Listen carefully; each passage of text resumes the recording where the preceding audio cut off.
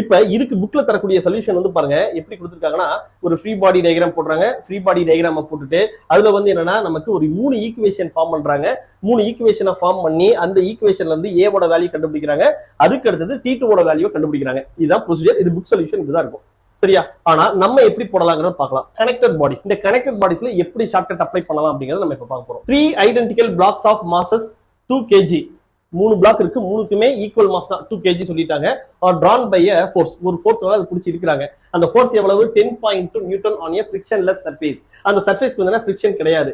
What is the tension in the string between the blocks B and C? இப்ப B க்கும் C க்கும் நடுவுல இருக்கக்கூடிய இந்த டென்ஷன் வேல்யூ வந்து என்ன அப்படிங்கிறது கேக்குறாங்க. பாருங்க ஆன்சர் வந்து 3.4 நியூட்டன். ரொம்ப சிம்பிள். இது வந்து என்ன பண்ணிருக்கோம்? நம்ம ஃப்ரீ பாடி டயக்ராம் போடல, எதையுமே பண்ணல. நம்ம டோட்டலா காமன் ஆக்சலரேஷன் என்ன அதை வந்து கண்டுபிடிச்சிருக்கோம். இது காமன் ஆக்சலரேஷன்.